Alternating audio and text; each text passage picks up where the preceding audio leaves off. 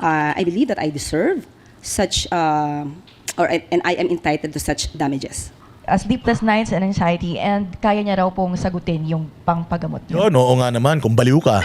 Kung may topa ka, meron man tayong mental institution, Claire Castro. O palagay ko may hirapan silang gamutin ka. O palagay ko. Kasi matindi na tama mo sa utak. Pero mantakin mo, ang bait pa ni Leandro Levisi sa'yo. Willing niyang gastusan yung pagpapagamot mo sa utak mo. Ibig sabihin, inamin dito ni Claire Castro na may tama na siya sa utak. Meron siyang anxiety, meron siyang sleepless nights. O kung hindi ka na nakakatulog at meron ka ng anxiety, dahil dito sa kaso na to, bakit press officer ka pa? Di ba dapat mag-step down ka na? Kaya dapat ipaubaya mo na yan sa mas matino yung utak.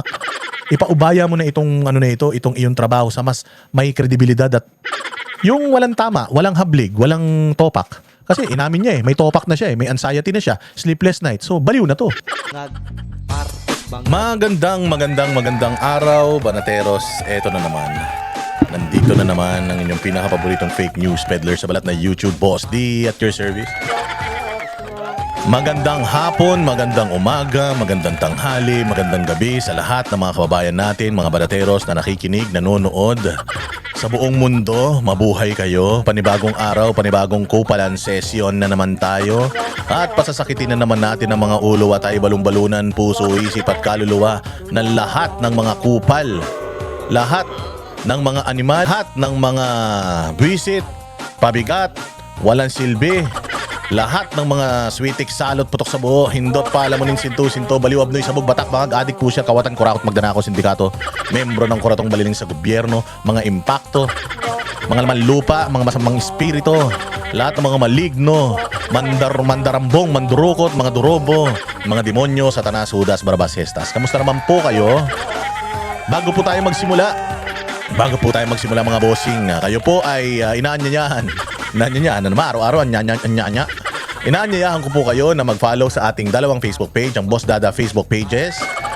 Ayan, i-share po ninyo, i-like ninyo, kopyahin nyo, lahat gawin ninyo para kumalat ang ating mga content. At syempre yung Boss Dada 2.0, ayan po, nandiyan sa itaas, ayan, yung Boss Dada 2.0, ayan.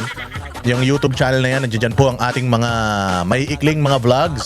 At kung gusto nyo naman ng buong-buo, mahaba, umaatikabo, talagang dudugo ang mga tenga ninyo dito sa Boss Dada TV. Mabuhay! Maraming mga nagsesend sa akin mga bossing ng yung mga videos ng mga kupal, yung mga minumura si Mayor Baste, minumura si Duterte, mga ganyan. Maraming mga ganyan ngayon sa social media. Sabi nila, banatan mo to. Naku po, alam nyo ang style ngayon ng mga vlogger ng mga kupal. Ang style ngayon ng mga vlogger ng mga kabila, ha? Iti-trigger ka. Trigger.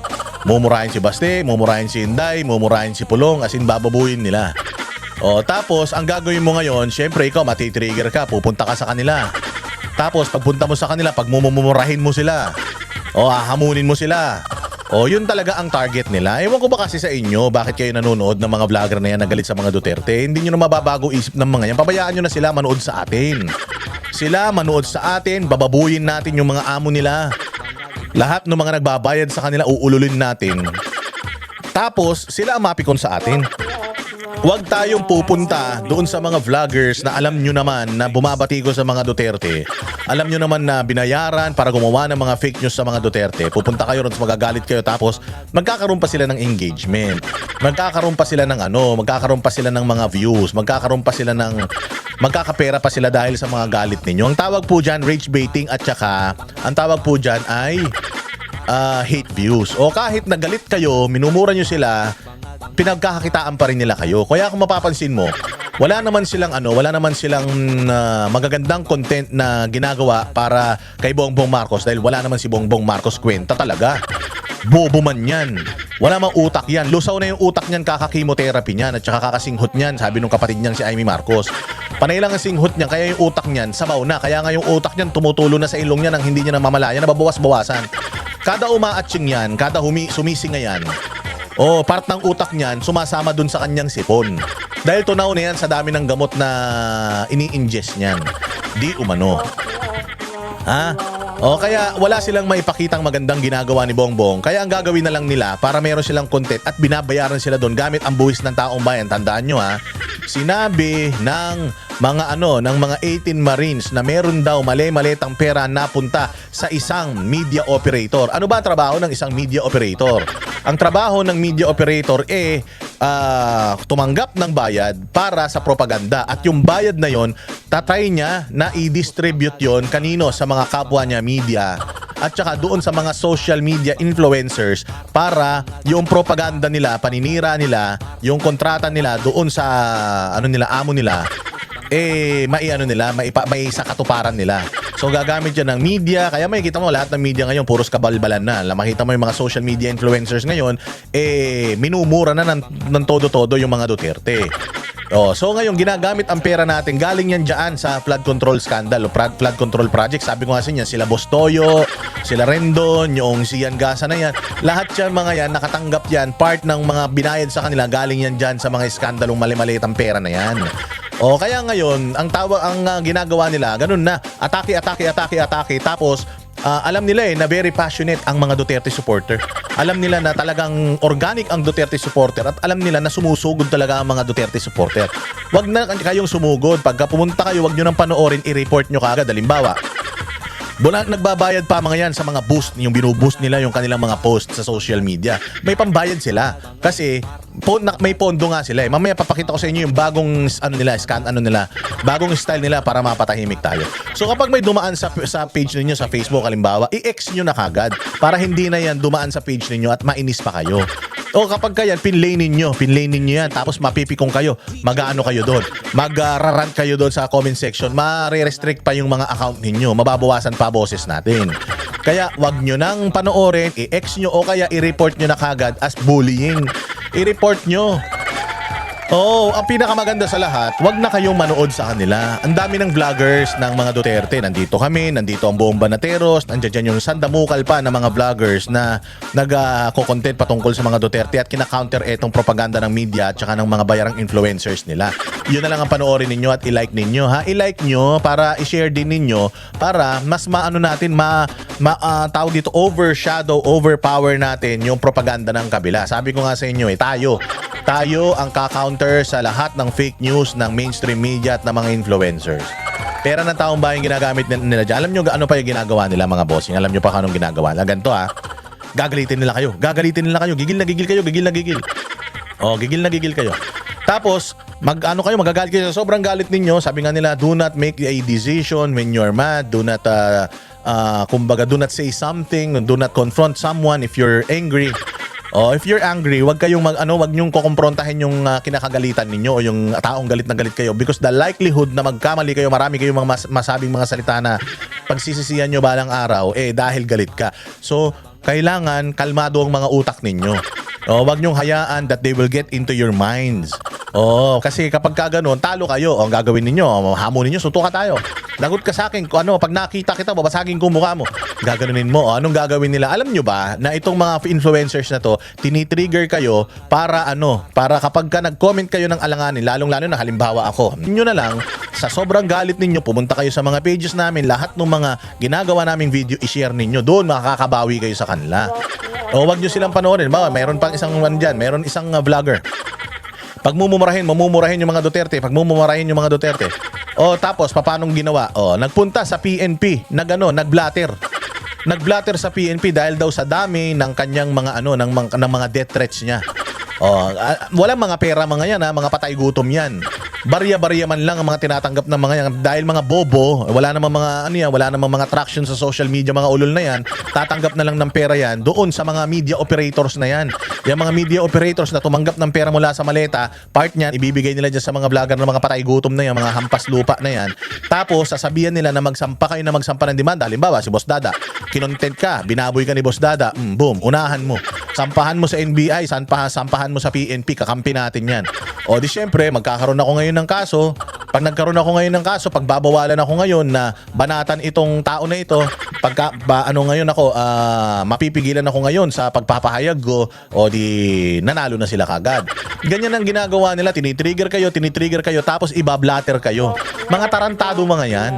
Saan ba kukuha ng pera pang blatter mga yan? Saan kukuha pera ng pang-abogado mga yan? Merong malaking grupo, may malaking organisasyon na mga magnanakaw at mga kawatan sa Pilipinas ang nagpopondo sa mga yan. Kasi halimbawa ako si Martin Romualdez, ididimanda ko si Boss Dada. Pag idinimanda ko si Boss Dada, lalo akong mai-expose. 'Di ba? Ako halimbawa, malaki akong politiko tapos ididimanda ko isang vlogger lang. So may expose ako na putyang ina, nasasaktan ako sa mga pinagsasasabi nitong Boss Dada na ito. Anong gagawin ko?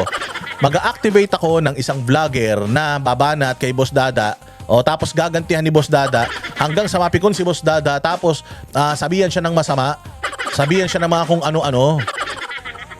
Tapos ang gagawin nun, magsasampa ng demanda sa NBI, sa DOJ, sa PNP, magbablatter. Para ako manahimik, para ako makipag-areglo, para ako maabala, gigising ako maaga, mag-hire ako ng abogado. Siyempre, pera ko eh. Wala naman nagpopondo sa atin ng mga politiko at mga magnanakaw katulad nila eh. So siyempre ngayon, masasaktan ako, madadamage ako ngayon.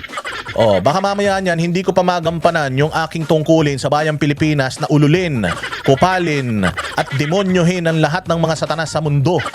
Hindi ba? Di lugi tayo doon. Meron pang isa, hindi ba? Yung isa, yung ginawa niya si Tatay Digong, binaboy-baboy niya si Tatay Digong, nilagyan niya ng mga french fries. Hindi ba? Anong nangyari? Di ba? Napikon kayo kung ano-ano mga pinagsasabi niyo sa kanya. Tapos nagpunta siya sa NBI, hindi ba? Marami rin mga vloggers na kinontent siya. Yung ibang mga vloggers din naman kasi, wala rin namang alam gawin kundi i-content yung mga kapwa nila vlogger.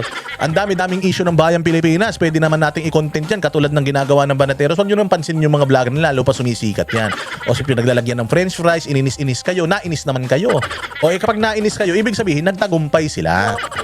Parang sa atin, di ba? Halimbawa ako, nagsasalita ako rito, napikon sa akin yung congressman, idinimanda ako, di tuwan-tuwa pa ako. Di ibig sabihin, tinamaan siya sa mga sinasabi kong kupal siya, di job well done ako, di ba? Ganun lang yun. Kasi ang gusto lang naman yan, abalahin ka. Kapag ka binayaran nila isang maliit na taong walang silbi sa buhay, na idimanda ka, kayang umatin nun, kaya nilang bayaran yun para umatin sa mga hearing, para abalahin ka ng todo-todo. Di ba? Mga bobo yan. Mga bobo yan. Akala naman nila, yung mga nagbabayad sa kanila, halimbawa ako, nagkaso ako, tapos binayaran ako para magkaso. Tapos patatagalin ko lang tong kaso na to para hindi ma-dismiss yung kaso. Akala naman nila, habang buhay nandiyan dyan yung mga amo nila.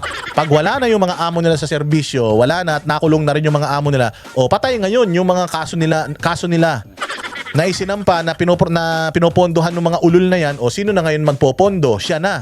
Ang gagawin niya na ngayon, wala na rin siyang pambayad ng abogado dahil binitawan na siya nung amo niya. Anong gagawin niya ngayon? Wala na, hindi na siya aatin, madidismiss yung kaso ngayon. Kakaunterin siya ngayon nung idinimanda niya. Sisingilin siya ngayon nung idinimanda niya doon sa mga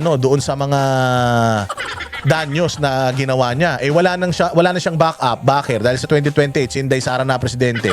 Magtatago na lahat ng mga magnanakaw na yan sa mga lungga nila, sa mga kuweba nila. Magsisipaglayasan na mga yan. So patay kayo ngayon. Kaya at the end of the day, ang halakhak nasa atin pa rin. Nasa atin pa rin ang huling halakhak. Sige na, magbali-balita tayo ha. Dito naman tayo. Si Claire Castro, naku po, si Claire Castro hinahamon din ng debate si Inday Sara. Galing ha. Maghahamon ng debate kay Inday Sara, hindi nga marunong mag-English to. Nakita niyo yung grammar nito, mali-mali. Nakita niyo mag-pronounce ng English, palpak. Mas sa totoo lang yung pangit na vlogger na mahabang baba. Mas magaling pa mag-English kaysa sa kanya. Wala namang silbi sa buhay yun. Pero ito, Yusek, abogado, tapos tanga-tanga mag-pronounce, tanga-tanga mag-English. Ito hamon kay Inday Sara. Ba't ganun? Ba't ang humahamon kay Inday Sara yung mga walang silbi sa buhay? Ba't yung mga humahamon kay Inday Sara mga bobo? Hinahamon ni Guanzon to Hoy! Hinahamon ka ni Guanzon Hindi ka pa kumakasa sa hamon ni Guanzon. Tapos gusto mo, ampitasin mo si Inday Sara. Who you? Sino ka? Putang ina, pasahod ka lang ng taong bayan. Hindi ka man binoto ng taong bayan. Na kung ang taong bayan nga ang masusunod, puta, dapat wala ka na dyan Hahamunin mo si Inday Sara ng debate? Okay ka lang? Nasa tamang pag-iisip ka ba? Walang hinga. Kay kay Leandro Lebiste, hindi ka na makatulog. Naniningil ka ng 500 million dahil hindi ka makatulog sa mga kaso niya. Di lalo na pag dinibate mo si Inday. tayo na, baka lalong magdemanda ka. Baka hindi ka lang makatulog, baka ano ka pa, mabaliw ka pa lalo. Ay nasabi ko, no, ang tindi rin ng mga naghahamon kay Inday Sara, may mga topak, no? Walang kredibilidad. May mga topak, abnormal, mga bobo, mga sintu-sinto. Yan ang mga humahamon kay Inday Sara. Ano pa sinasabi nito? Pakinggan nga natin mga bossing, ha? Ang pasok. Confrontation yarn, hinamon ni Palace Press Officer Undersecretary Claire Castro si Yung confrontation yarn. Vice President Sara Duterte sa isang debate. Binatikos din ito si VP Sara at kinumpara pa sa nagdaang bise. Anytime, basta hamunin niya ako, okay lang sa atin. Ay, hahamunin ka ni Inday saan? Gago, ayaw na nga sagutin ni Inday eh. Alam mo, minsan nga tatanungin ko siya, ma'am, pwede ba kitang tanungin tungkol sa ano, yung pagka may interview ka, ma'am, pwede ba kitang tanungin tungkol sa mga statement ni, ano sa'yo, ni Claire Castro? Alam mo, sabi niya, wag na, wala namang kwentang tao yan. Bobo naman yan. Sa totoo lang, yung UST law, bumaba ang kalidad ng UST law dahil dito sa abogado na to. Huwag naman. Sabi niya, wag na. Hindi dapat pagaksayahan ng panahon pagka maluwang ang tornilyo. Talagang hindi pinapansin ni Inday ito. Kaya nga ito salita ng salita tungkol kay Inday kasi ang gusto niya, pansinin siya talaga ni Inday. Si Inday hindi siya pinapansin. Ang tinitira ni Inday, si Bongbong Marcos. Ang tinitira ni Inday, yung mga congressman, siya yung ako. Hindi siya pinapansin. Parang tayo din, di ba? O, binabanatan tayo ng mga vlogger. O, naging successful yung mga vlogger sa pagbanat sa atin. Hindi. Bakit? Hindi natin sila pinapansin. Wala mo silang kwentang tao. Tapos ito, vice presidente. Mas malaki pa ang boto ni Inday Sara kaysa sa pinagtatanggol mong abnormal. Si Bongbong. O, tapos gusto mo, pansinin ka ni Inday Sara. Si Bongbong nga, hindi umatin dyan sa mga debate. Hindi umatin sa mga debate si Bongbong. Tapos gusto mo, pag-debate sa si Inday Sara, sino ka? Taina. Unang-una sa lahat, Inday Sara doesn't owe you an apology or doesn't owe you anything, an explanation. And wala. If there's someone who owes something or somebody an explanation, an apology, kayo yun. Kayo yung mga magnanakaw eh. Nakikinabang ka Claire Castro eh. Kung ano man yung sinesweldo mo ngayon at sinasabi, pinaparatang itong gobyerno na ito na magnanakaw at pinagtatanggol mo yung mga magnanakaw, no? Ibig sabihin, nakikinabang ka sa pagnanakaw. So if there's someone who owes somebody an apology, ikaw yun. Or at least an answer. Pero si Inday Sara, munin mo ng debate, sino ka? Anong meron ka? Naiinggit ka ba na kaming mga banateros na i-interview namin si Inday Sara at yung mga tanong namin nasasagot ni Inday Sara, ikaw hindi? Ay na mo, di-interviewin mo si Bongbong. O sagot pa, yung mga tanong mo kay Inday Sara, itanong mo kay Bongbong, baka sakaling may sagot siya. O, pero dahil hindi siya pinapansin, sasakyan niya tong issue nitong babaeng mukhang sandok. Sasakyan niya yung issue nito para mapag-usapan siya. O, cloud chaser kasi ang hudas na yan. O, pag ganyan talaga pag kulang sa dilig. O. Up for a debate si Palace Press Officer Claire Castro laban kay Vice President Sara Duterte ayon sa kanyang personal vlog. Kay VP Sara, mukhang nga hindi lalaban dito kay ano eh. Di ba ganun mukhang hindi laban kaya ni? Ang parang taga-palengke lang to. Do you expect an articulate a vice president whom was voted 32 million by people, majority of the Filipinos? Do you expect someone, a successful mayor like Inday Sara, to stoop down sa level ng imbornal na ito? Hindi nga lumaban kaya ni. Ganyan magsalita. Pucha, sa tingin mo, mananalo kay Inday to? Oh, walang-wala. Ito yung sabi ko nga sa iyo, hanggang ngayon, hindi pa rin ako makapaniwala na abogado to eh. Oh, ang dami kong mga nakakausap na abogado na kapag tinanong ko si Claire Castro, natatawa talaga sila eh. Walang respeto na makukuha itong tao na ito sa mundo ng mga abogado. Walang respeto makukuha itong tao na ito, lalong-lalo na sa mga Pilipino. Oh, alam niya kaya yan naghahamon ng debate. Even this person, itong si Lovely na mukhang tumbong na may almoranas. Alam din nito na hindi naman kasi siya papatulan ni Inday Sara because ang daming humahamon sa kanya, hinahamon to ng mga magagaling na mga vloggers sa mga Duterte, hindi to lumaban. Alam niya dudurugin siya. Si Claire Castro, alam din niya kaya malakas ang loob niya. Nahamunin si Inday Sara kasi alam niya hindi siya papatulan. Pag ito sinabi ni Inday Sara, sige, debate tayo, live ha. Putang ina, sabi ko sa iyo baka mahimatay yan. Natatandaan niyo si Richard Haydarian?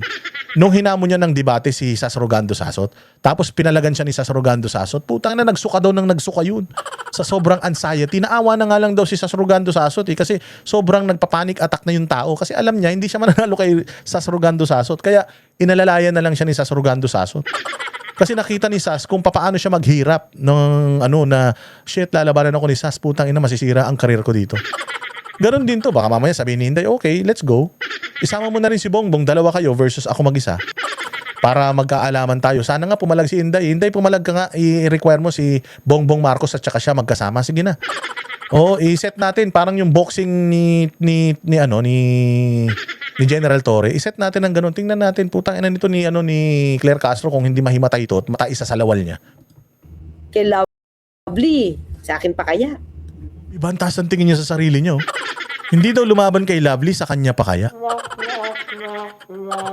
Hinahamon ni Guanzon to, hindi to pumapalag. O tama yan Guanzon, i-call out mo personal para malaman natin kung talaga ba matalino to. Ay, sana lang talaga kumasa si Inday Sara. Inday, kasaka nga. Sabi mo, sige, isama mo si Bongbong tsaka si Lisa, tatlo kayo ako mag-isa. Abogado naman si Lisa eh. O, si Bongbong Marcos, bobo man yan, mismatch talaga. Pero dalawa naman na kayong abogado, mag-isa lang ako, tatlo kayo. Ako mag-isa. Tapos, pag-usapan natin lahat, pati yung pagnanakaw. Pag-usapan natin on live TV para magkaalaman. O, sana palagan ni Inday Sara to, no? Para madala ng tuluyan to ulol na ito. O, anytime, basta hamunin niya ako, okay lang sa atin. Walang problema. Diba? Usap kami. Anong plano mo? Usap kami, anong plano mo? Saan? Sa pagiging presidente mo. Anong plano ni Bongbong na ngayong presidente siya? Wala. Bago mo. Claire, bago mo tanungin si Inday Sara kung anong plano niya, baka naman pwede. Tanungin mo muna si Bongbong Marcos kung anong plano niya. Kasi si Bongbong Marcos man ang presidente natin. Wag muna natin tingnan yung gagawin ni Inday Sara sa 2028. It's for her to know and for you to find out. Ngayong may ganito tayong kinakaharap na issue, anong plano ni Bongbong? Hindi puro ayuda, pangtanga yan eh. Pang bobo yan, matagal nang yan ang sagot ni Bongbong sa lahat ng problema ng Pilipinas, ayuda. Pero anong plano niya? Yun ang dapat mong sagutin. Huwag mong tanungin kung anong plano ni Inday. Antayin mo lang pagka malay mo isa sa plano niya, ipadisbar ka. Hindi ba?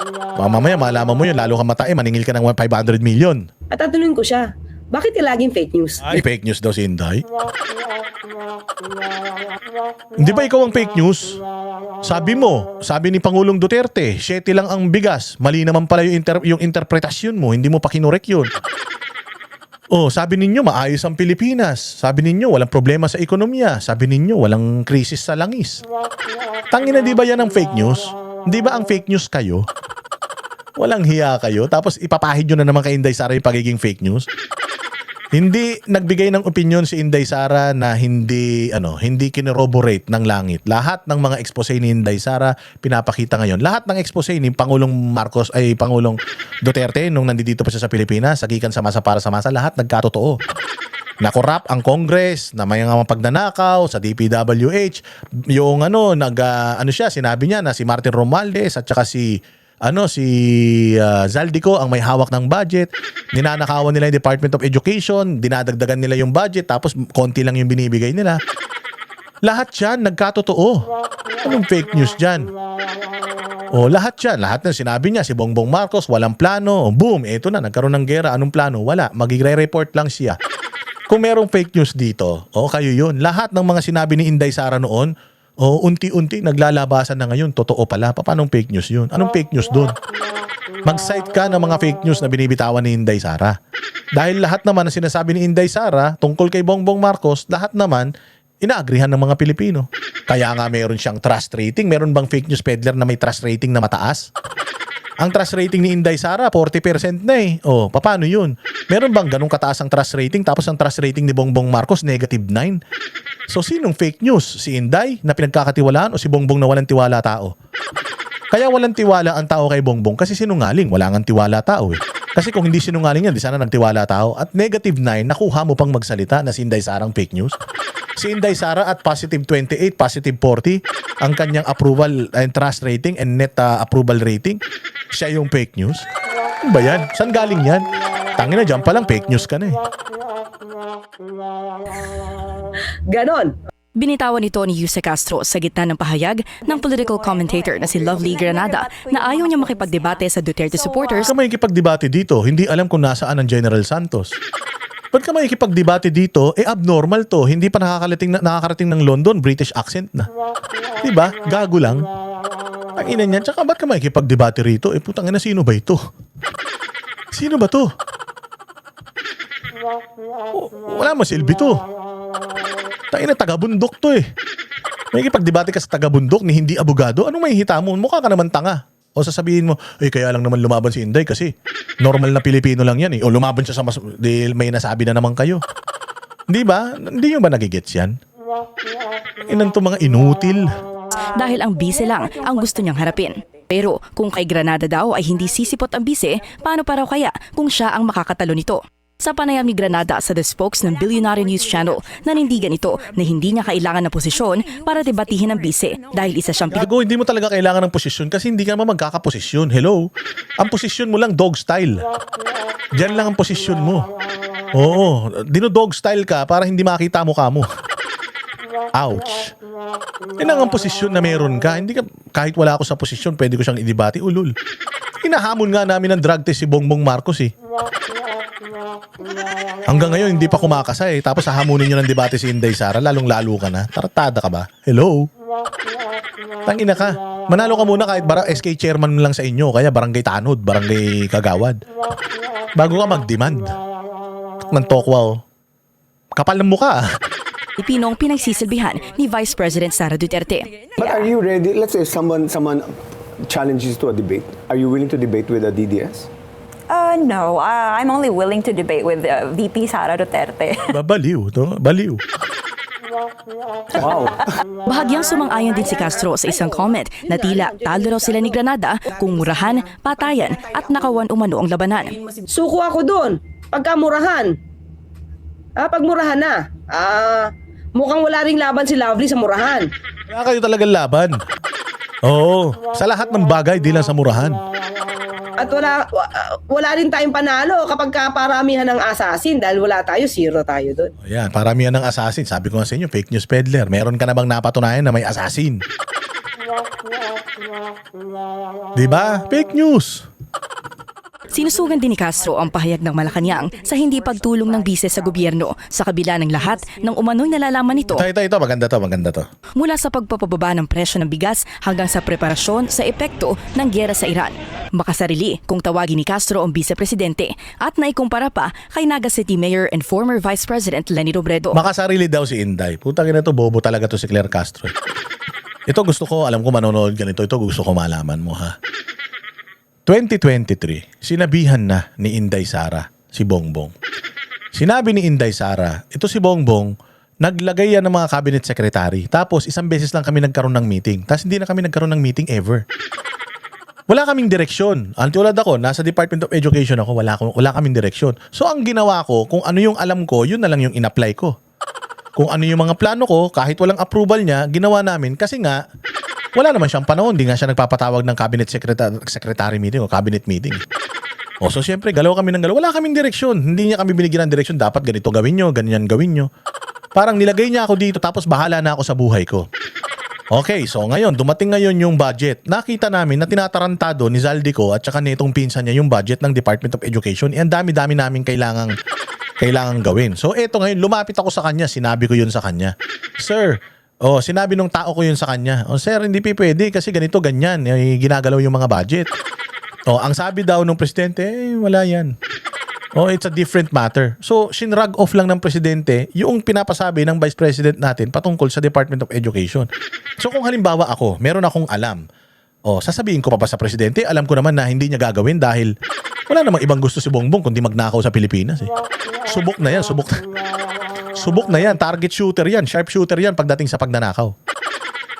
Gets ninyo? Kung si Inday Sara, dinedma nga ni Bongbong yung pagsusumbong niya sa ginagawa ni Zaldico at saka ni Romualdez, do you think kung ako, meron akong idea para sa bayang Pilipinas, do you think iti-take yan ni Bongbong Marcos? Di nagsayang lang ako. I just wait for my time. Aantayin ko na lang na maging presidente ko ng Pilipinas and all of my ideas gagawin ko sa bayang Pilipinas. Bakit ko isasabihin sa kanya kung yung sinumbong ko nga sa kanya yung corruption nung nung pinsan niya tsaka nung Naisaldi ko, hindi niya pinakinggan. Tarantado talaga to si Claire Castro, wala talagang utak eh. Kung bakit sasabi ko selfish, unang-una, sabi niya marami siyang alam, di ba? Marami talaga siyang alam. Alam mo, sa totoo lang, kung ang ginawa nga ni Bongbong Marcos, ginamit niya yung utak ni Inday Sara, sabi ko nga sa'yo, gusto lang naman pala ni Bongbong magnakaw, magparty. Sana sinabi na lang niya kay Inday, sige na, magpapahinga lang ako dito, ikaw naman Vice President, ikaw na lang ang magpagana ng Pilipinas. Ako na lang ang, kunyari, presidente ako, pero ikaw na magpatakbo. Kasi ang ganda ng ginawa ng mga Duterte sa sa Mindanao eh. Sa loob nga ng ng 25 years, sila na ngayon ang pinakamayaman ng ekonomiya eh. So ibig sabihin, marami talagang mga nagawa si Inday Sara sa kanyang syudad. Ang pagiging mayor ay parang pagiging presidente. O kaya nga maganda nga na ang presidente mayor kasi marunong mag-execute. O kasi ang isang syudad para yan isang bansa. O kompleto din yan. May ahensya siya, may Department of Works and Highways siya, Department of Tourism, Department of Transportation. Kung ano meron ng Pilipinas, meron siyang mini version yan sa bawat syudad. O kaya nga ang mga mayors executive yan eh. O meron siyang mga konsihal. Yung mga konsihal na yan yung nagsisilbing mga mambabatas niya. Siya din ang nag-a-approve ng mga ordinansa ng mga konsihal na yan. So, para silang may pinatatakbong isang bansa. O yung wealth ng kanilang syudad meron kasi silang sariling gobyerno. So ganun ang trabaho ng mayor. Ang ganda nang nangyari sa Davao City. O kaya nga na-apply ni Pangulong Duterte yan eh. Yung mga nagawa niya sa Davao, tinamo gumanda Pilipinas. Kung talagang si Bongbong, sana siya mismo humingi ng tulong kay Inday. Kaya lang ang hirap magbigay ng suggestion kung hindi naman hinihingi yung tulong mo. Hindi naman atribida si Inday. Siyempre, respeto. Presidente niya yan eh. May sariling diskarte yung presidente ko. Anong gagawin ko? Diba? Kung tinanong niya si Inday, meron ka bang idea kung paano natin i-execute ito? Paano mo ba ginawa ito sa Davao? How will you ipapatupad ito sa isang malaking scale like bansang Pilipinas?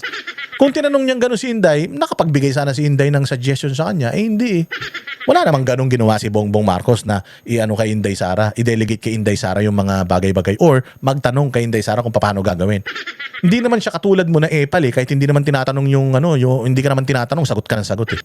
Di ba? Nagigets mo ba yun? In-involve ba siya ni Bongbong? Hindi. Hindi siya in-involve. In-involve siya ni Bongbong sa Department of Education. Ano nangyari sa Department of Education? Ang ganda ng DepEd. Nakabalik full ng face-to-face classes yung mga kababayan, mga kabataan. Sa lahat ng mga ahensya ng gobyerno, mantakin mo Department of Agriculture Secretary si Bongbong Marcos during that time, presidente pa siya. Lahat ng mga agencies, noong kung sino yung pinaka nagpe-perform na Department of Education yun. 60% ang approval rating ng Department of Education tapos lahat puros mabababa na. Si Inday ang pinakamataas. So ibig sabihin nung nilagay siya ni Bongbong sa isang trabaho, nag-excel siya. Naging maayos yung trabaho ni Inday Sara doon. Kung siya ba naman tinanong ni Bongbong, Inday, anong gagawin natin dito? Baka nakapagbigay ng suggestion si Inday. Hindi. Hindi ka magbibigay ng suggestion kung ang nasa utak ng tao, puro pagnanakaw. Di ba? Kahit galit ka sa Pangulo, magtrabaho ka pa rin. Kahit kaaway mo ang Pangulo, bakit si VP Lenny at that time? Kahit inaaway siya ni Pangulong Duterte, nagtatrabaho siya. Di siya inaaway ni Pangulong Duterte. Yan ang fake news. Yan ang sinasabi ko, Claire Castro. Ikaw ang fake news peddler.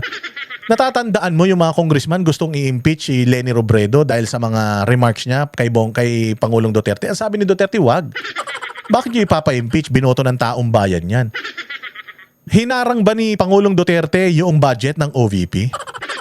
Lahat ba ng mga gustong gawin ng OVP na redundant lang, ginagawa rin ng Department of Education, ginagawa ng DSWD, lahat ba ng mga redundant na mga ginagawa ng OVP, hinarang ni Pangulong Duterte? Hindi. Si Leni Robredo ba, pagka humihingi siya ng budget sa Kamara, ilang minuto tinatagal? Araw, oras, taon ba? Di ba minuto lang ang tinatagal ng niya? Kasi may parliamentary courtesy, something like that.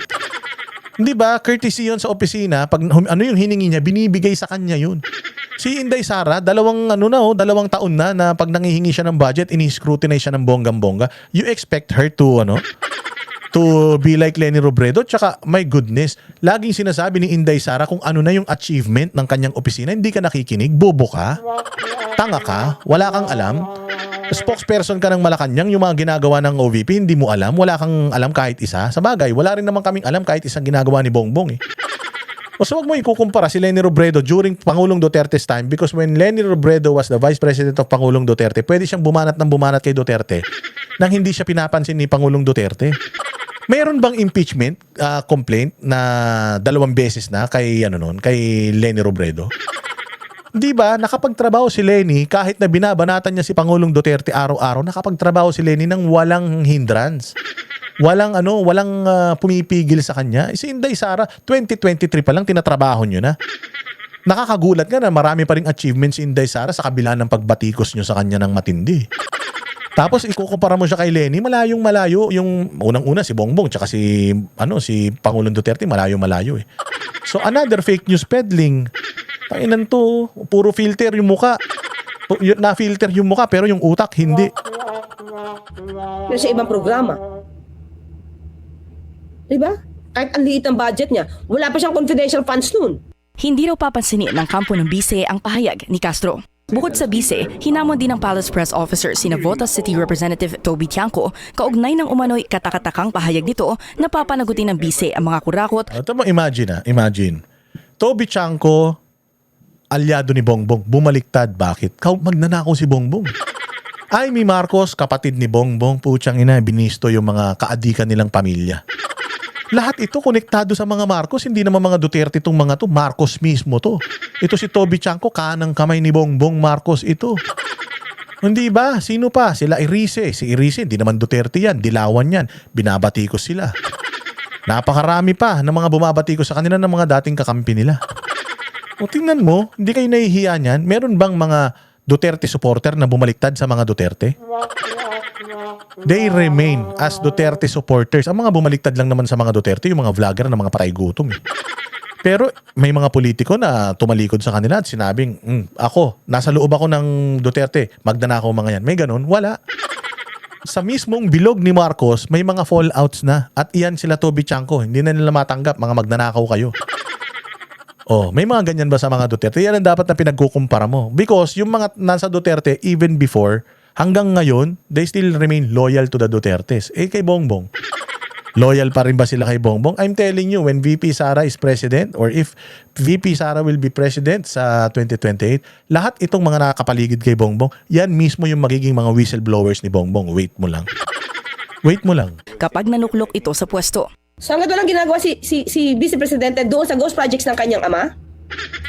Wala naman eh. Kasi yung ghost project na yan. Ilabas mo kung ano yung ghost project. Kung may ghost project si Pangulo, di sana iniimbestigahan na yan. Wala nga eh. Fake news. Oh, fake news na naman. Yan ang problema sa iyo, Claire Castro. Ang hilig mo magpahid ng baho sa iba eh. Hindi tayo maniniwala kay Congressman Toby Tiangco.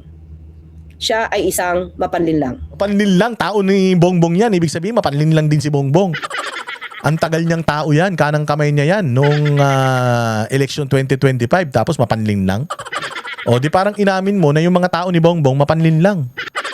O, so babalik yan sa mukha mo lahat. Patunayan niya yan.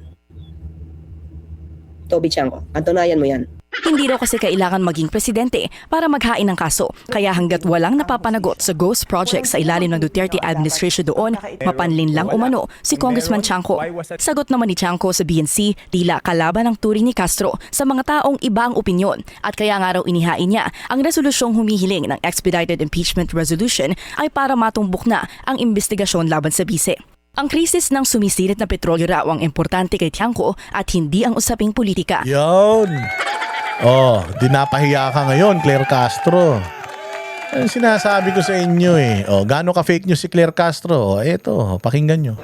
Okay, pag sinabi po natin ang oil crisis, maliwanag din po ang sinabi ni Secretary Sharon Garin ng DOE.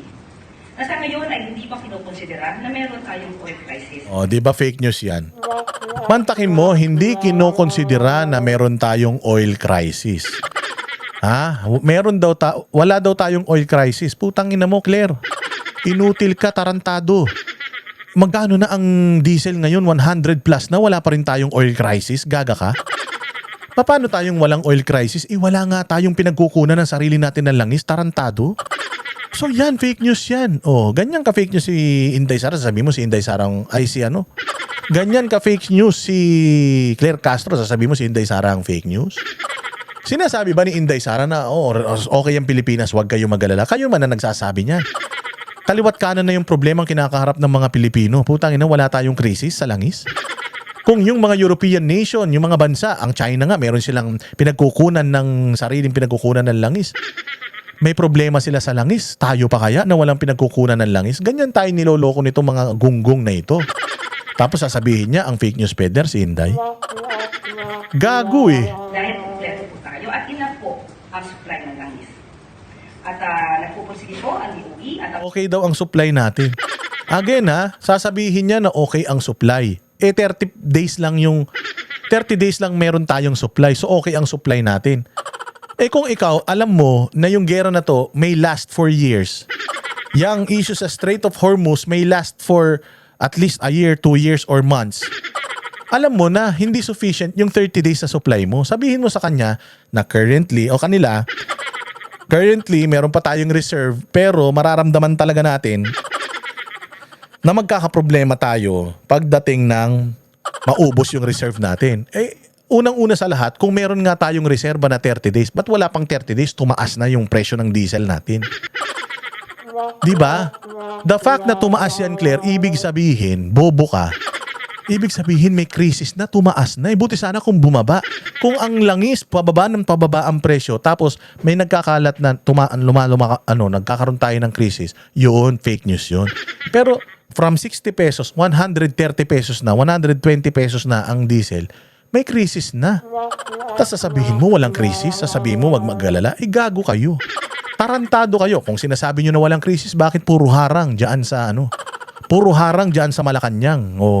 Sabi ko nga sa inyo, walang kayong build, pero nakapag-build na kayo ng Great Wall of Malacanang dyan na parang ayaw nyo nang lumabas ng Malacanang. Putang ina, sabi ko nga sa inyo, si Bongbong hindi na makalabas ng Malacanang, nag-helicopter na palabas ng Malacanang. Dahil yung fortress nila dyan, hindi ka na makapasok doon sa Mindiola. Merong mga nakaharang dyan. Bakit may nakaharang kung walang krisis? Bakit kung hindi dapat mag-alala ng mga kababayan, bakit hindi nyo pabayaan na yung mga kababayan natin makapaglakad dyan sa lugar na yan? Bakit pinipigilan nyo makapasok sa Malacanang? Fake news ang putragis na ito. tama lang ito sa utos na ni Pangulong Marcos Jr. na hindi mawala ng patid. Hindi mapatid ang supply ng langis o produktong petrolyo sa ating bansa. Sa katunayan, sinabi po ni Secretary Garin na mayroon na pong negosasyon patungkol sa 440,000 barrels ng fuel. At Kanino? Saan? Budol na naman yan. Claire Castro, meron kayong 1 million na pabahay sa isang buwan. 1 milyon na pabahay ang plano ni Bongbong Marcos. Punyemas ka, walang nagawa. Wala pang na-turn over. Wala pa kayo sa 1 milyon. 3-4 na taon na kayo sa posisyon. 20 pesos na kilo ng bigas, wala rin. Secret kung saan meron. Ang dami nyo ipinangako sa bayang Pilipinas. Ngayon nangangako na naman kayo, ilang daang libong baril na naman yung pinapangako nyo. Kanino? Saan? Buong mundo may krisis. Sinong gago magbebenta sa atin kung buong mundo may krisis? Tanga ka ba? sa susunod naman po ay mayroon 600,000 barrels na maaari po tayong maangkat. Ang sinasabi po natin na wala pa po at hindi deklara na mayroon tayong oil crisis dahil nga po sapat ang supply sa ngayon. Diba? Sapat ang supply sa ngayon, tumaas ang presyo, sapat ang supply. Kung sapat ang supply, ba't tumaas? Dapat pala ipakulong natin lahat ng mga gasolinahan na nagtaas na ng presyo, sapat ang supply, nagtaas ang presyo. Gago, kung sapat ang supply, sana kung 60 pesos yan noon, 60 pesos pa rin yan ngayon. Nabili nyo ng 60 pesos per liter lang yung reserba natin ng isang buwan, bakit tinaas nyo? Ibig sabihin, dinugas nyo tao. So imaginein mo, kapag naubos yung supply natin ng gasolina na yan, naubos yan, putangin na yan, maniwala kayo. Baka maging 200 per litro ng diesel. Pucha, wala na, maglalakad ng mga tao niyan. Most probably, according to Secretary Sharon, nagkakaroon lamang po ng issue ay tungkol sa presyo. Dahil alam naman po natin kung ano ang nangyayari na krisis sa Middle East. Di ba gago? Wala daw tayong krisis sa langis. May krisis daw tayo sa presyo. Putangin, nakatanga ka talaga eh. Ano ba yung presyong krisis? Sa langis. Di may problema tayo sa langis. Tarantado, di ba? Wala tayong issue sa langis. May issue tayo sa presyo ng langis. Putang ina, bobo. Bobo ka talaga. May presyo may issue sa presyo ng langis pero wala tayong issue sa langis. Ang inang to, manluloko ang putya. Ganyang katarantado si Claire Castro, ganyang kabobo si Claire Castro, tapos maghahamon ng debate kay Inday. Hindi niya maintindihan ang ibig sabihin ng krisis sa langis sa krisis ng presyo sa langis. Magkahiwalay daw yon. Iba daw ang issue sa langis at iba ang issue sa presyo ng langis. Magkahiwalay yun. Paano magkahiwalay yun? Yung presyo na mataas para sa langis. Bobo. Yan yung pinagmamalaki nyo. Yan yung pinagmamalaki mo, Claire. Alam mo, ang mahirap kapag hindi mo alam na bobo ka. Walang problema kung alam mo na tanga ka may kakulangan ka. Pero kung talinong-talino ka sa sarili mo, pero ang tingin ng tao sa'yo, tanga ka, yun ang pinakamahirap. Alam mo matawag doon? Abnormal ka. Ang nais pong sabihin ng Pangulo patungkol sa oil crisis, pinapatungkulan niya po doon ay ang oil crisis sa Middle East. Pero sa ngayon po, sa atin at sa payo ni Secretary Green, sa ating Pangulo, Sinasabi niya na yun daw, sinabi ni Pangulo na may oil crisis sa Middle East yun, hindi dito. Gago, di ba? Wala daw tayong problema sa langis, pero wala tayong pinagkukunan ng langis. Saan tayo kumukuha ng langis? Sa Middle East. May krisis ng langis doon sa pinagkukuhanan natin ng langis, tapos tayo walang krisis sa langis. Tangina ng baliw. Ganyang kabaliw si Claire Castro, ganyang katarantado yan, ganyang kainutil yan.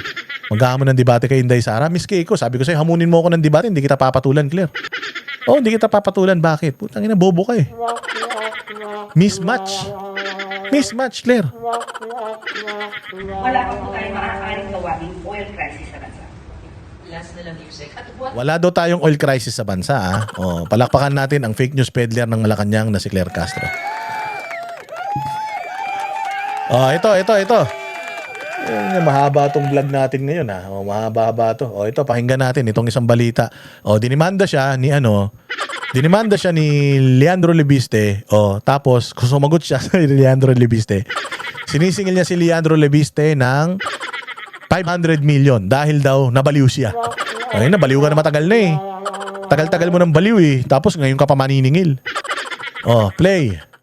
Leviste claims you're demanding him to pay for the, quote, sleepless nights and anxiety you're having over his libel case against you. Any comment po? Diba? Libel case pa lang ni Lebiste, hindi na siya nakatulog. Anxiety, meron na. Paano pa pag si Inday Sara pumatol sa debating gusto niya? Baka matais sa salawal ito. Naniningil ng 500 million. Sigurista yan. Pagka nakuha mo yung 500 million na yan, yayamanin ka na, pwede ka nang huminto. Ganon. Pinagkakitaan. Mukhang pera ang putya. Dito makikita, mukhang pera. Talaga tong visit na to. Plus, for ruining my integrity. Uy, may integridad ka ba?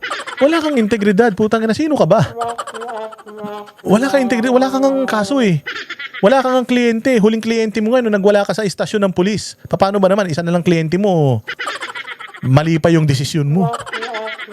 Meron daw siyang integrity for ruining my integrity. Gago, matagal nang ruined yung integrity mo. Actually, wala kang integrity. You're ruined.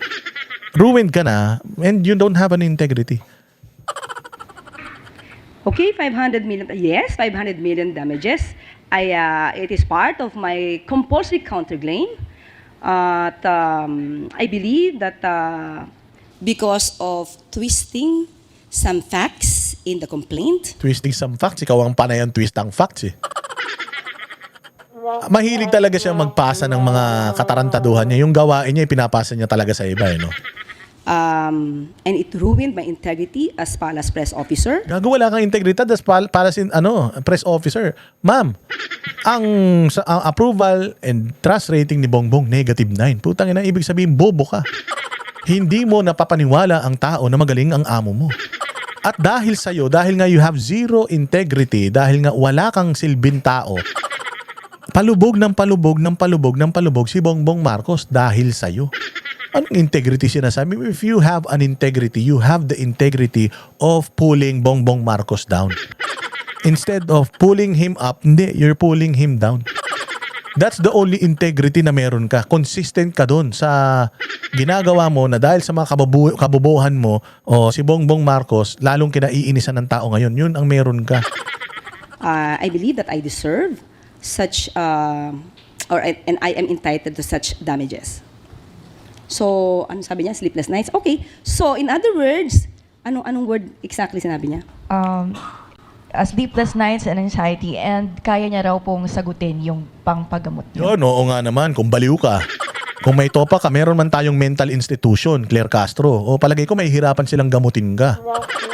O palagay ko. Kasi matindi na tama mo sa utak. Pero mantakin mo, ang bait pa ni Leandro Levici sa'yo. Willing niyang gastusan yung pagpapagamot mo sa utak mo. Ibig sabihin, inamin dito ni Claire Castro na may tama na siya sa utak. Meron siyang anxiety, meron siyang sleepless nights.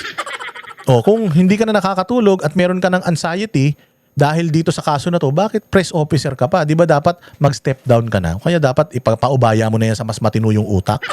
Ipaubaya mo na itong itong iyong trabaho sa mas may kredibilidad at yung walang tama, walang hablig, walang topak. Kasi inamin niya may topak na siya may anxiety na siya, sleepless night. So baliw na to. Kung baliw na to, o kung ako ay yung press officer, ma'am, so inaamin mo na may anxiety ka and sleepless nights, so bakit press officer ka pa din? Hindi ba dapat matino ang utak ng isang press officer? Inamin mo dito na baliw ka na, so bakit ikaw pa rin nandiyan dyan? Di ba kung ako gaganunin ko yan? Sabi ko kasi mahina itong mga media na to, engot eh. Good. Very good. He admitted that he is causing me sleepless nights and anxiety. Tanga puta ina. Bobo, no? So, good. Very good. He admitted that he caused me sleepless nights and anxiety. Gago. Ikaw yung nagbigay ng, impormasyon tungkol sa sleepless nights mo and anxiety. Sinabi lang niya na if you want me to pay for your sleepless nights and anxiety, I am willing to help you.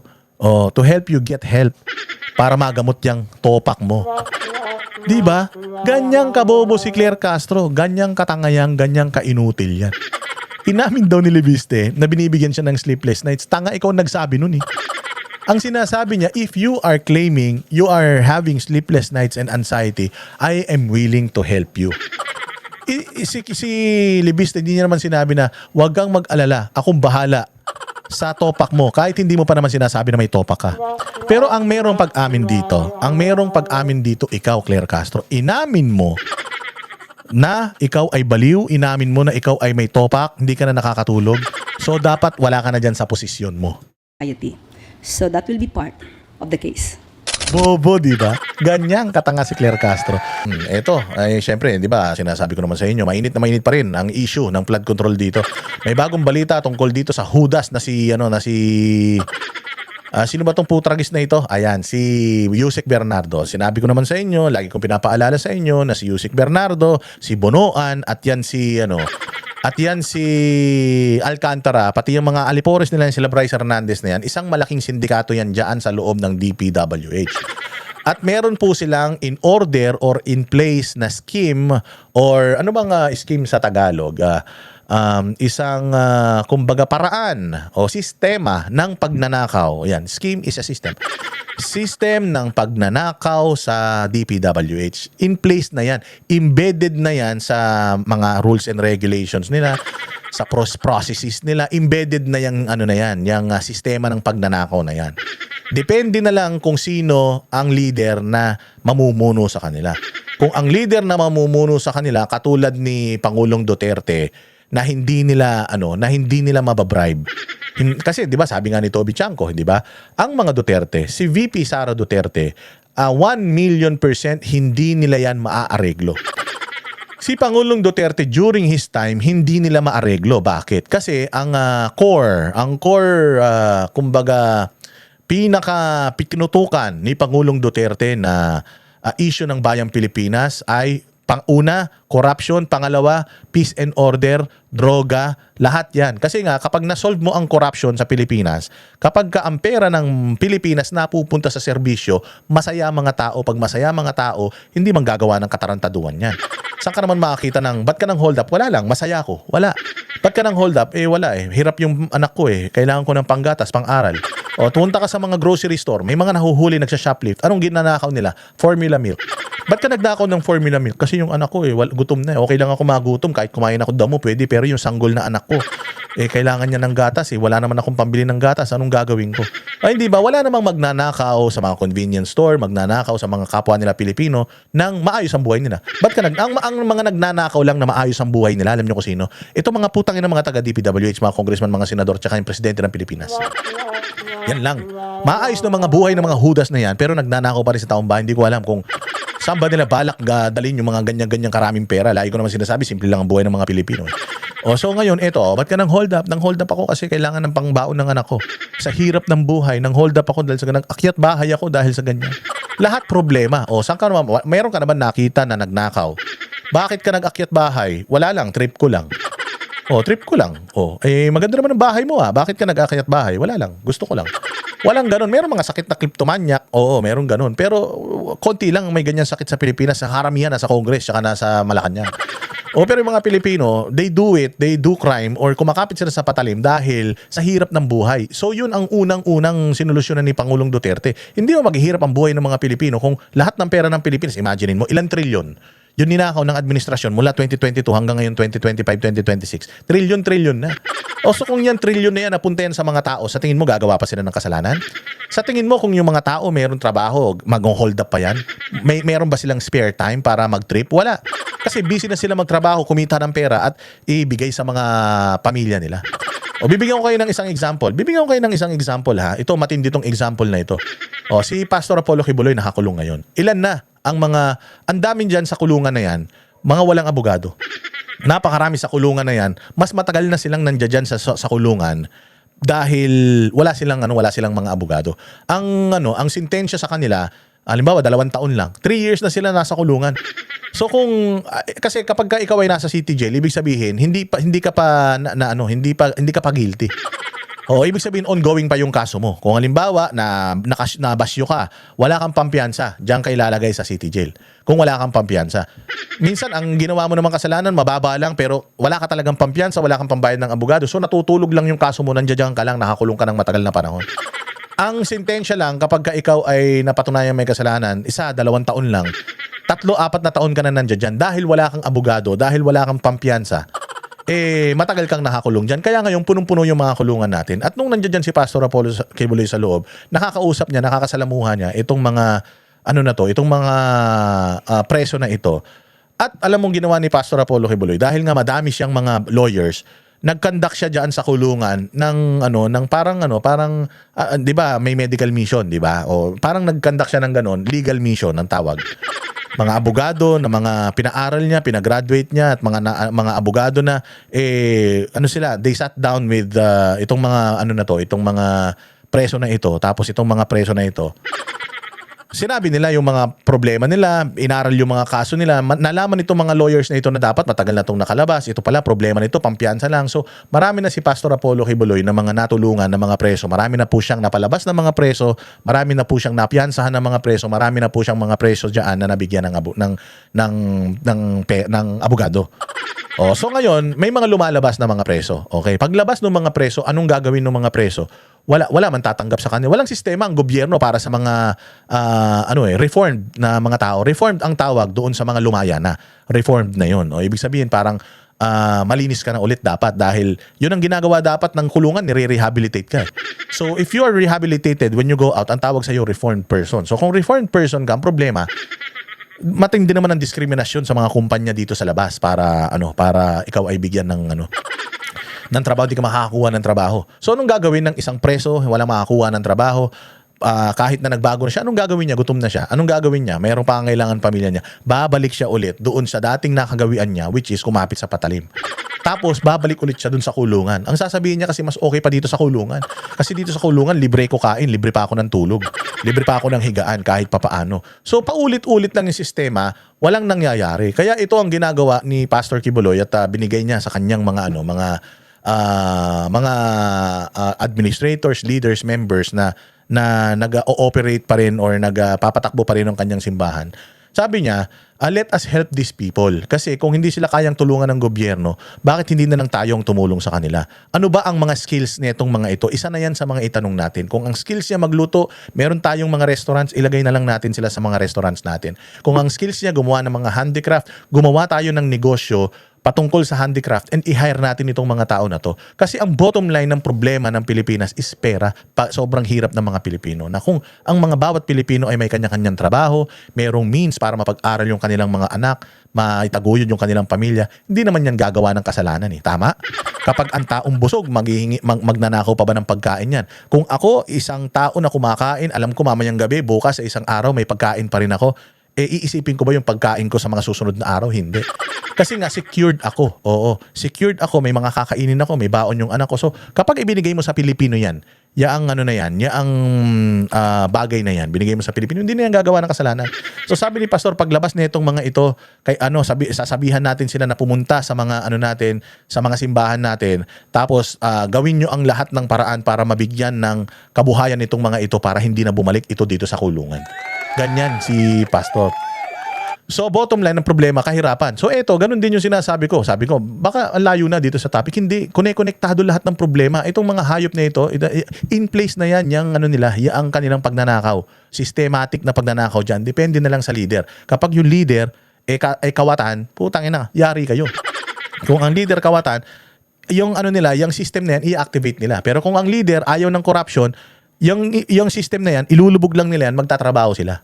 Kaya nga nung panahon ni Pangulong Duterte, sabi ko sa inyo, ang DPWH ang pinakakurap bukod sa Congress, yan ang pinakakurap na ahensya ng gobyerno, yung DPWH. Nung panahon ni Pangulong Duterte, nakapangurakot sila. Hindi. Bakit? Kasi binabantayan sila ni Pangulo eh. So build sila, build. Tama? O nung nawala si Pangulo, naglagay tayo ng presidente na galing sa pamilya magnanakaw. O ayan na yun, opportunity yan para sa mga magnanakaw dyan sa DPWH. Doble karaman mga yan. Magnanakaw ang mga yan pag magnanakaw yung nakaupo. Matino magtrabaho yung mga yan pag matino yung nakaupo. Ganun lang yun. O so ngayon, eto, ang talagang mga sindikato dyan sa loob ng DPWH, bawat ahensya ng gobyerno may sindikato dyan. Hindi pwedeng si Yusek Bernardo ng DPWH, sindikato rin siya dyan sa ibang mga ahensya. Hindi. Dyan lang siya sa DPWH. Bawat ahensya ng gobyerno na may perang involved, may sindikato dyan. Kaya nga yung flood control, ano lang yan tip of the iceberg, dulong-dulo lang yan. Pero kung titingnan mo yung systematic na pagdanakaw sa Pilipinas, napakalaki niyan. Hindi mo kayang i-imagine lahat yan, mga boss. Kaya ito ngayon, itong hayop na Bernardo na to dyan sa DPWH, yan ang mga kawatan. Pakinggan natin itong balita na to dahil di umano, finreeze na daw yung mga assets niya. Pasok? Na ang assets ni former DPWH Undersecretary Roberto Bernardo at kanyang anak. Ito ay matapos mabisto ng AMLAC ang kakaiba at biglaang umanong paglobo ng transaksyon sa kanilang bank accounts. Narito ang exclusive Agenda Weekend Report ni Joash Malimbay. Frozen na rin ng ilang assets ni former DPWH Undersecretary Roberto Bernardo at ng kanyang anak na si Sunshine Bernardo. Kasabay ng freeze order na ipinataw ng Court of Appeals sa mga asset ng dati niyang boss na si former DPWH Secretary Manuel Bonoan. Yan, kasi finreeze, tignan mo ngayon pa lang i-finreeze yung assets na ito ni Bernardo. Kung hindi ba kayo mga gago, ako alam ko may kaso ako, ilang buwan na to? Ilang buwan na? Mga siguro baka 6 na buwan na ito eh. Hindi ako sure pero ilang buwan na itong kaso na ito. Si Bernardo, kailan pa hawak ng mga otoridad?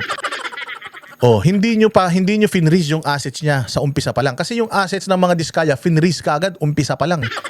Yung assets ni Zaldico, parang after a month pa lang nila finreeze, kaya nakapaglabas pa siya ng mga pera niya. Ganito ka-special itong putain ng Yusek Bernardo na ito. For ang tagal-tagal ng panahon, imagine nagsosoli na siya ng pera na ninakaw niya. 'Di ba? Nasa Senado pa lang nagsosoli na siya ng pera na ninakaw niya. Sana noon pa lang finreeze niyo na yung assets niya. Ngayon niyo pa lang i-freeze yung assets niya, ilang buwan na nakalipas? 4, 5, 6 na buwan na nakalipas. Imagine niyo gaano na karaming pera ang naitakas ng mga 'yan. Style niyo bulok eh. Style nyo bulok. Kunyari, si Yusek Bernardo, hindi yan natin, palabasin natin na talagang luging-lugi siya rito. Kasi ginawa siyang state witness eh. Siya yung numero 1 magnanakaw sa DPWH, ginawa siyang state witness. So sinisilip natin yun. State witness. Paano naging state witness? Yan yung mga magnanakaw ng pera. Yan yung nagkasino, naglaban ng pera, nagbigay ng pera sa mga politiko. Paano naging state witness yan? Equally as liable and equally as guilty as yung mastermind yan. Sabihin nila, hindi, i-freeze mo yung assets para sabihin na, tinan ninyo, finreeze namin yung assets ha. Paano? Kailan pa? After 4, 5 months, 6 months. Kung finreeze yung assets ngayon, baka 5 piso na lang yung naka-freeze niyan. Baka 1 milyon na lang yung naka-freeze dyan.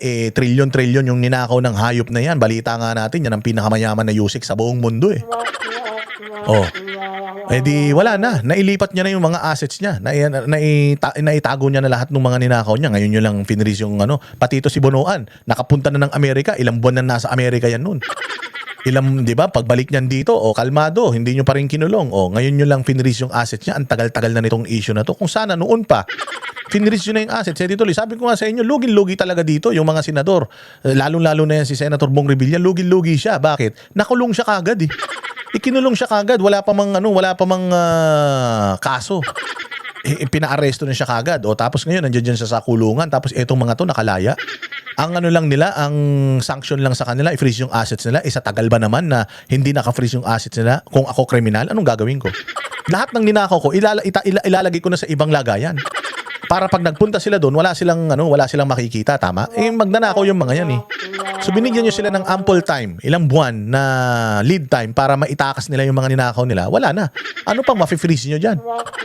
Mag-iwan ka lang ng mga 100 milyon para lang pag tinignan nila magkano yung na-freeze, mga ganitong halaga malaki-laki na yan. Hindi na sila magdududa. Pero trilyon ang ninakaw niyan.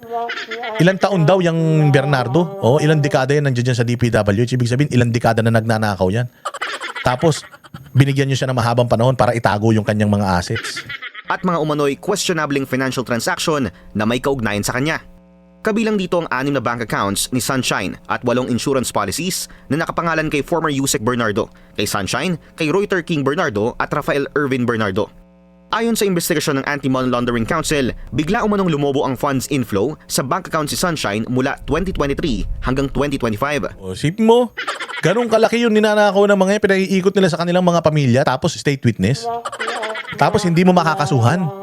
Malulugi ka lang ng konti ha. I-freeze namin yung assets mo, pati ng pamilya mo. Ipapahiya lang namin kayo. Papakita namin yung mga mukha ninyo. Ano gusto mo? Makulong ka o mapahiya kayo ng konti? Di ba? Kasi sasabihin nila kung kakampi namin yung si Bernardo, hindi namin ipapahiya yan. Di ba? Para lang maniwala ang tao, maging convincing na, oo nga no. Kasi kung naman to si Bernardo, magnanakaw to, di sana. Kung kakampi nila to, di sana. Hindi nila ginaganito, pinapahiya nila, finifreeze nila yung assets. Ulul! Tangin na part yan ng kanilang ng kanilang tawag dito compromise. Ano lang namin ng konti. Parang si Saldico, papahiya namin ng konti. Papahiya namin yung mga anak konti, i-involve namin yung mga pamilya. Para magmukhang convincing sa taong bayan na talagang tinatrabaho kayo. Pero kakampi nila yan. Meron bang ganitong tao, laki-laking pera ninakaw sa Pilipinas tapos state witness siya? Kung ikaw pinuno ka ng sindikato, syempre, kung gagawin kang state witness, ilalaglag mo lahat ng mga naging katransaksyon mo. Pero sa totoo lang, ikaw talaga ang pinakaulo. Ganyan na nangyayari dyan. Nakapagtala rin daw ng malalaking cash transactions ang AMLAC sa mga taong ito, kabilang ang recorded 1.2 million peso withdrawal at 5.6 million pesos worth of check issuances. Inang yan, 1.2 million ng cash withdrawal, malaki na yan. Wala yan. Araw-araw, sabi ko nga sa inyo, anak ni Rapi Tulfo, gumagastos ng ilang milyon, 4 na milyon isang gabi sa inuman.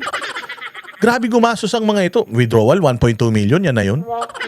Billion yan mga yan. Baka pag paano mag-withdraw yung 1.2 million? Nakita nyo nga yung ilang milyon yung dinideliver nila mali-maliit ang pera? Ganyan lang kaliit yung wini-withdraw nila. Style nyo bulok. Questionable rin daw ang sudden wealth accumulation ni Sunshine kahit na wala itong established financial history. Ayon sa AMLAC, hindi umano proportionate sa isang private individual gaya ni Sunshine ang recorded heavy use of 7.85 million pesos worth of cash deposits. Bukod pa rito, kita nyo ang liliit nung pinag-uusapang pera, 7.8 million. Alam nyo ba ito si Yusek Bernardo? Umamin naman siya Meron siyang 2% na tubo.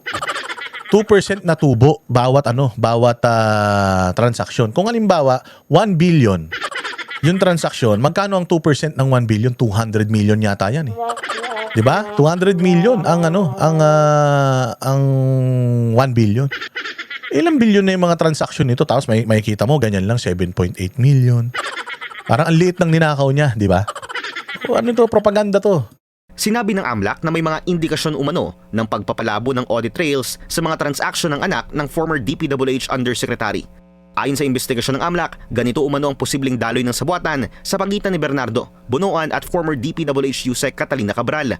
Inaportion umano ni Cabral ang budget ceiling para sa DPWH allocable NEP taon-taon sa iba't ibang distrito ayon sa mga inendorsong programs, activities and projects o PAPs sa mga mambabatas. Pagkatapos nito, magre-reserve umano si Cabral ng substantial percentage ng allocable NEP para sa preferred projects nila ni Bunoan. Paminsan-minsan, aalokin umano ni Bunoan si Bernardo na mag-take charge sa reserved allocations para sa kanya. Ang halaga umano ng nahahawakang proyekto ni Bernardo para kay Bunoan umaabot ng 5 bilyong piso taon-taon mula 2023 hanggang 2025. 15% ang umano'y average commitment o kickback na para kay Bunoan. Sa 15% na ito, 25% daw ang napupunta kay Bernardo. See, ganyan kalaki, 25%. 25%. Imagine. Imagine. Oh, ganyan kalaki ninanakaw sa inyo tapos state witness. Mali yata yung calculation ko ng 1 billion ng 2% Kung mayroon hindi ako magaling sa mathematics, basta ganun na yun. Alam nyo na kung magkano yung figures na yan. Pero ayan, tingnan ninyo, 25% ang napupunta kay Bernardo sa mga transaksyones. Bilyon ito, trilyon ito. Tapos state witness siya, hindi siya pwedeng kasuhan. Papahiya lang ng konti yung pamilya niya, i-freeze lang yung tanong mo ang finreeze yung sa anak. Yung sa anak, yung finreeze, tas magkano lang yung nasa anak. Halimbawa, baka wala pang 100 million yung assets na finreeze sa anak. Gano'n na kalaking ninakaw ng tatay. Di ba? Maniniwala ka ba? 2 bank account lang yan? Ako nga, ilan na bangko ko 1, 2, 3, 4 na bangko ko. Wala naman laman pera yung mga bangko ko. Mayroon lang akong 4 na bangko. Yan pa kaya, mga yan? Pucha, mga bilyonaryo yan. Dadalawa lang bangko, style nyo bulok. Samantalang pinaghahatian naman umano ni Bunoan at Cabral ang natitirang 75%. Ayon sa AMLAC, para umano maging matagumpay ang umano'y sabuatan, it can be concluded na ginamit umano ni Bunoan ang kanyang posisyon bilang DPWH Secretary para ma-identify. Ngayon, sino ginamit ni Bunoan ang kanyang posisyon para sa pagnanakaw? Sino ang amo ni Bunoan? Si Bongbong Marcos. Si Bongbong, siya nagtalaga dyan di ba? Hindi nga niya sinibak yan Nag-resign ng kusa ito. Never sinibak ni Bongbong Marcos ito. Kaya sabi ko nga sa inyo, sino ang leader ng sindikato dyan sa DPWH?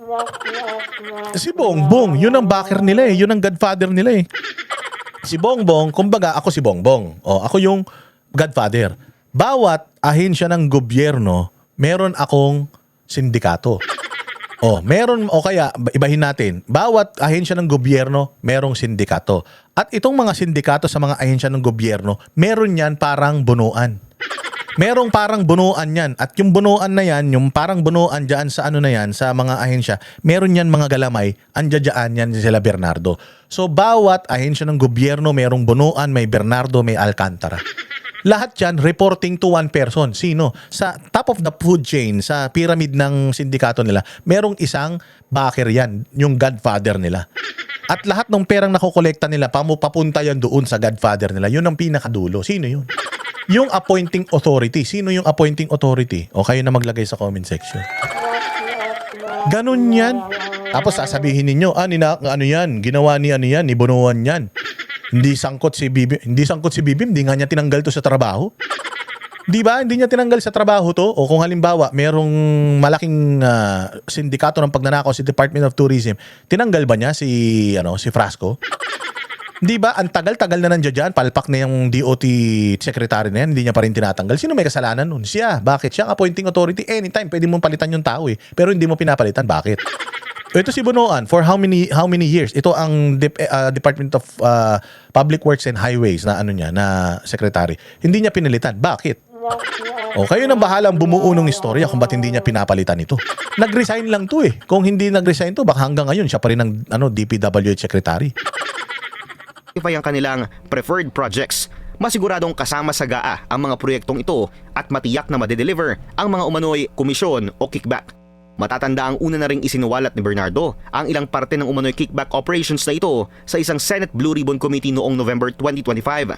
Of this 15% average commitment, Sec Bunoan, 75% usually would give. Sabi ko sa iyo itong sinumpang salaysay niya diyan. Pag tiningnan mo ngayon yung salaysay niya, wala na yan. Wala na yan. Sinasabi nga nila hindi sila guilty. Dito inamin nila yung mga kasalanan nila pero nung napunta na sa korte yung kaso, biglang hindi na sila guilty. 'Di ba? Sinasabi nila yan. Iba na yung kanyang yung kanyang testimonya. Of this 15% average commitment, Sec Bunoan 75% usually would give me 25% of the commitment, with the rest of the commitment shared between him and Yusek Cathy Cabral. Yusek Cathy Cabral herself took charge of her own reserve allocations. Una nang iniulat ng Billionaire News Channel na magkakasosyo sa negosyo sina Bernardo, Bunoan at Candaba Pampanga Mayor Rene Maglangke sa ilalim ng MBB Global Properties Corporation. Katulad dyan, yung taga-Candaba na mayor, na-freeze nyo na yung assets niyan? Hindi pa. Hindi nyo pa i-freeze yung assets ngayon pa lang. Wala na. Naitakas na nila. Alam nila, napuputok yung mga pangalan nila balang araw.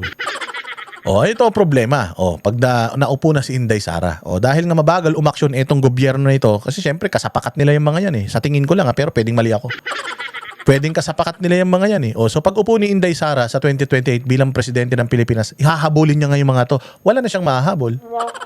Wala na siyang mahahabol. Kaya na lang niyang ipakulong ang mga ito, pero may babalik pa ba yung pera ng taong bayan? Hindi na. Nailipat na nila eh. Hindi ba? Anong silbi makulong tong mga to kung hindi rin mababalik yung masisequester, yung kanilang mga ninakaw sa bayang Pilipinas? Diba? Tapos biglang pagtapos ni Inday Sara, may mananalo na naman. Kalaban na naman yung mananalo. Lalabas din tong mga to. Ganyan ang style nila ngayon. Hindi nila talaga gustong maisoli sa taong bayan yung mga perang ninakaw nila. So since naging part ka naman ng pagnanakaw, gagawin ka lang namin konting sakripisyo, pagdating ng dulo, tayo na yung maghahabol. Matino na yung presidente, hahabulin na lahat ng mga nagnakaw noong nakaraan. Wala ka nang makuha sa kanila, puro barya na lang. Kasi itong gobyerno, pinabayaan na silang, sige na, itakas nyo na yan. Itakas nyo na yan. Gamitin nyo yung pera na yan para sa mga kaso ninyo, pahabain ninyo. Bayaran nyo kung sinong gusto nyong bayaran para yung mga kaso ninyo humaba hanggang makalimutan ng taong bayan. Ang kumpanyang ito, ayon sa AMLAC, ay tila naging daluyan ng pondong iniuugnay din sa Global Crate Builders, isang construction company na pagmamayari ni Maglangke na kapal ng mukha Candaba Pampanga. Asa na yan? Nakasuhan na ba yan? Nakulong na ba yan? Pucha yan. Nauna pa nakulong si Senator Bong Revilla, naghihimas lang ng manok. Walang hiya kayo. Tanggap ng bilyon-bilyong pisong kontrata mula 2023 hanggang 2024. Sa kasalukuyan, nasa ilalim ng Witness Protection Program. Sa Witness Protection Program ang hayop. Ganyan tayo niloloko ng mga yan. Tapos gusto nyo mag-focus tayo doon sa mga mag-focus tayo doon sa mga taga-gobyerno, mga vlogger. Wag. Dito tayo focus sa totoong issue. Kailangan malaman nyo to, maulit-ulit to sa inyo para gamitin natin to as motivation pagdating ng 2028. Hindi natin iboboto itong mga politiko na involved dito sa pagnanakaw na ito. Kasi hahabulin natin lahat yan pagka matino na presidente. Alright? Hay, nako. Anyways, hanggang dyan na lamang po ang ating palatuntunan ngayong araw na ito. Mabuhay kayo. I-like, share ninyo itong video na to at magpakulay kayo ha. Kung nagustuhan nyo itong ating video. Maraming salamat. Kita-kits tayo ulit sa susunod na vlog.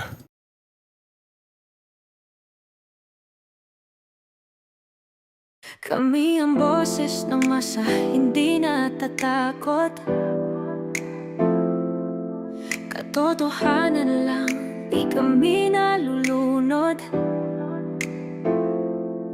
Walang bahid ng sismis, lahat ay totoo. Kahit sino ka pa, pag mali ka babanatan ka. Walang pinipiling kulay, wala kaming kinikilingan. Basta para sa bayan, kami lalaban. Pagdama palakpakan, pag mali banatan. Di matitinag, di matatakot, para sa bayan tuloy ang sigaw. Sa harap ng kamera, walang halong takot. Mga baluktot, lahat kayo'y tutumba. Ang hustisya at totoo, yun lang ang mahalaga. Kahit sinong harang, di kami matitinag. Walang pinipiling kulay, wala kaming kinikilingan. Basta para sa bayan, kami lalaban. Pag tama palakpakan, pag mali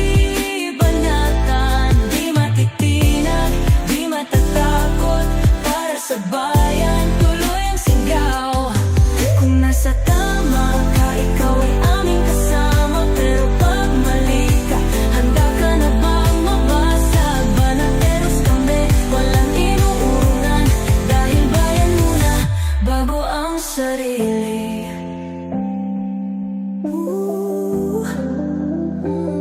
Bago ang sarili.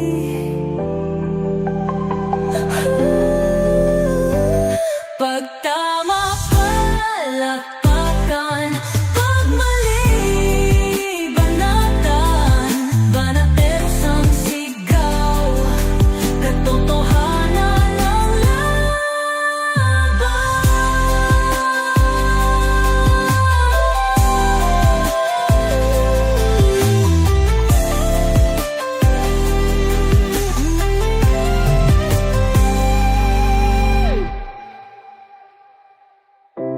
Sa